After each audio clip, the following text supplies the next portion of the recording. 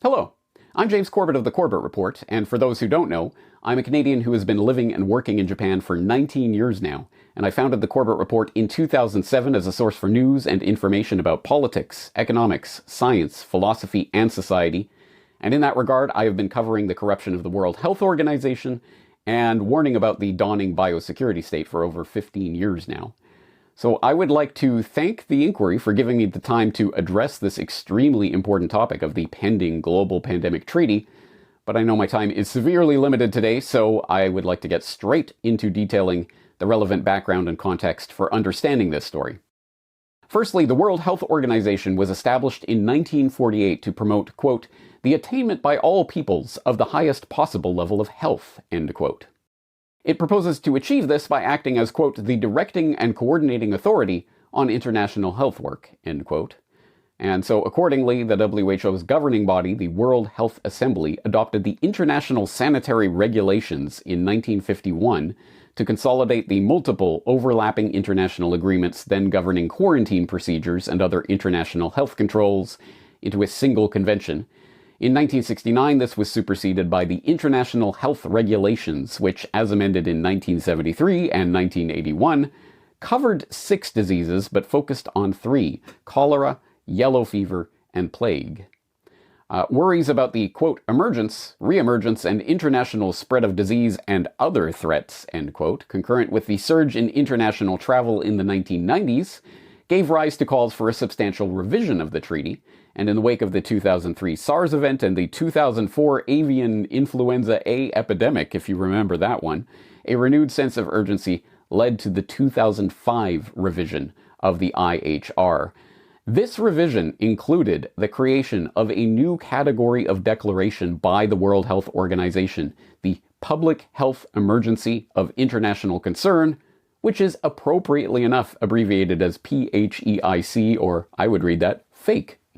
A fake declaration grants the WHO the power to obtain and share information about any declared health crisis anywhere within the IHR territories with or without the consent of the individual governments involved. And according to Stephen Morrison, the director of the Global Health Policy Center at the Center for Strategic and International Studies, this potentially allows for boots-on-the-ground intervention by the US military or other NATO member countries to operate in these environments in terms of ground transport, supply chain, and distribution of commodities. And the fake was first declared in 2009 during the so-called swine flu pandemic, which, as was later shown, was based on severely overestimated case numbers. In fact, the swine flu pandemic did not meet the WHO website's own definition of, quote, an enormous number of deaths and cases of the disease, end quote. And when that was pointed out by a CNN reporter on May 4th of 2009, the language was promptly removed from the WHO website. At the time, Richard Shabas, the former chief medical officer for Canada's Ontario province, was quoted as saying, quote, sometimes some of us think that WHO stands for World Hysteria Organization, end quote. Indeed, in 2010, a British medical journal investigation and an investigation by the Council of Europe both concluded that the key scientists who advised then WHO Director Margaret Chan to declare the fake for the swine flu scare had, quote, done paid work for pharmaceutical firms that stood to gain from the guidance they were preparing, end quote, and excoriated the WHO for its complete lack of transparency about this process.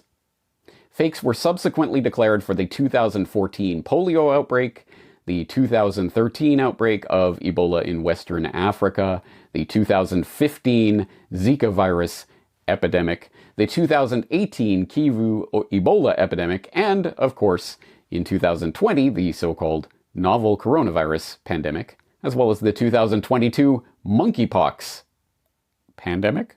Question mark?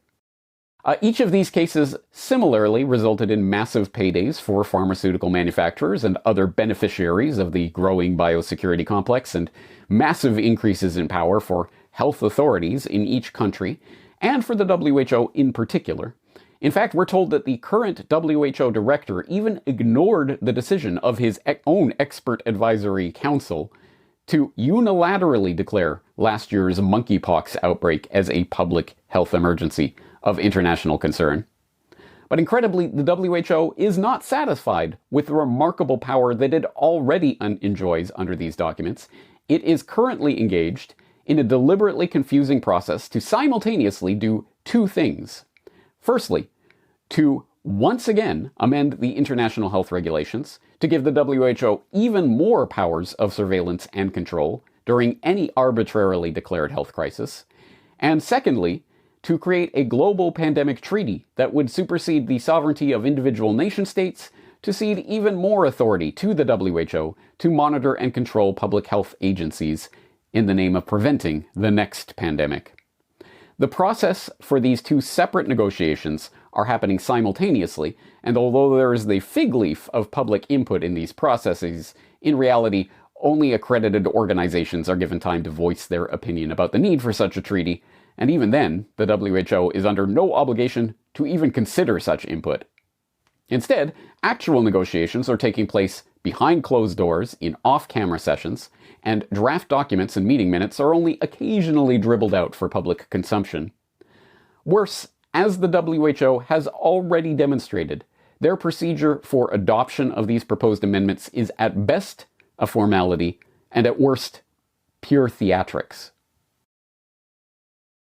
I would like to make sure that if the committee now ready to approve the draft resolutions contained in A75/A Conf 7 Revision 1, the financial and administrative implication of this resolution may be found in document A75A/Conf/7 I am asking you if the committee is ready to approve the draft resolution in question.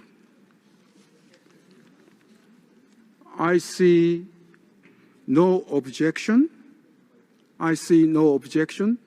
Therefore, the resolution is adopted with these amendments. Therefore, I repeat, the resolution is approved with amendment.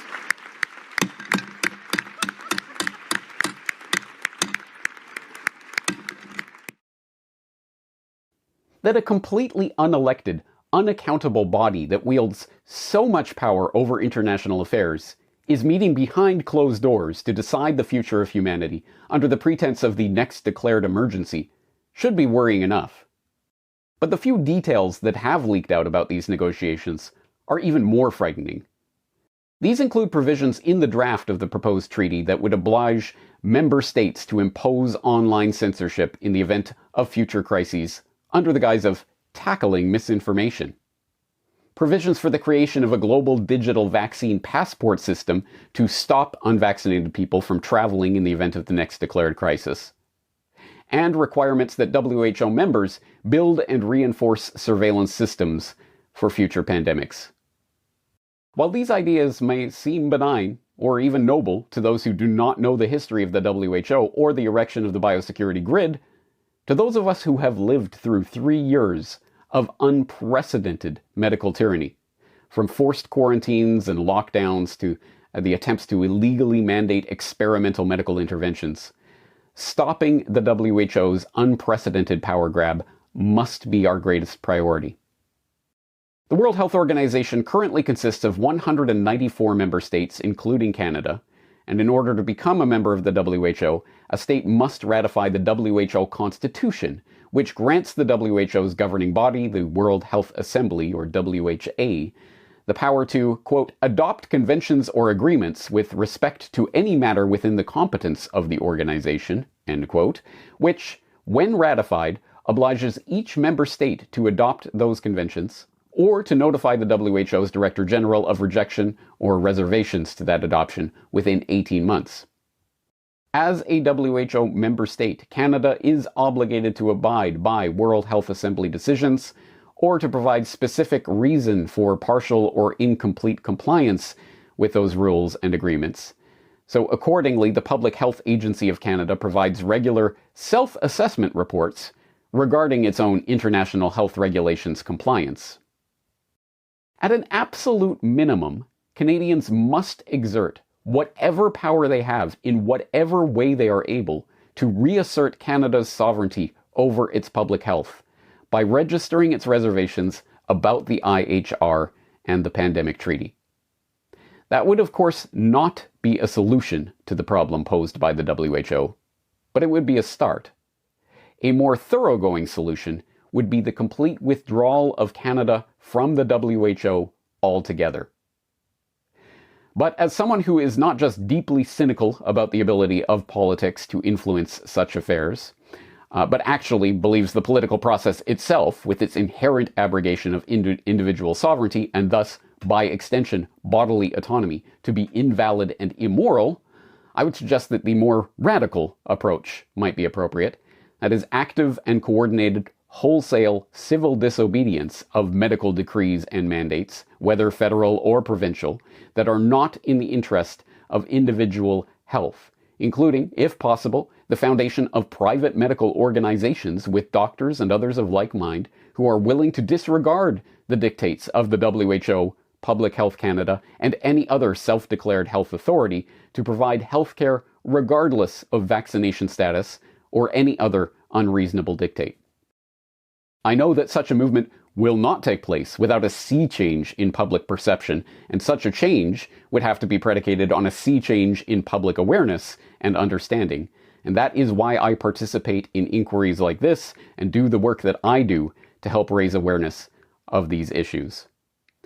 I hope you can appreciate that there is much, much more to be said about this problem and its solutions than can possibly be done justice in a short presentation like this. So if you're interested in hearing more about this topic, I suggest you follow the hyperlinked transcript of this statement that is available at corbettreport.com/pandemic treaty, as well as check the Corbett Report archives for my previous work on the WHO and the biosecurity state, and to follow my monthly conversations with Dr. Meryl Nass on children's health defense as we document the progress of the IHR amendments and the Pandemic Treaty toward the proposed ratification at the 77th World Health Assembly in May of next year. But in closing, let me just say this. The WHO, the World Health Organization, was established in 1948 to coordinate international efforts to promote public health. But what is health? That may seem like a trivial question, but as we have seen over the last few years, the answer to that question can affect every aspect of our lives, from what medical interventions we are obligated to take to whether or not we are permitted to leave our own house. We cannot afford to let government appointees and unelected technocrats at the WHO answer this incredibly important question for us. It is up to us to answer that question for ourselves and to decide what health precautions we are willing to take and under what circumstances we are willing to take them. Any treaty, health regulation, or other document that would seek to undermine our bodily autonomy is null and void and should be treated as if it never existed. Thank you for your time and attention.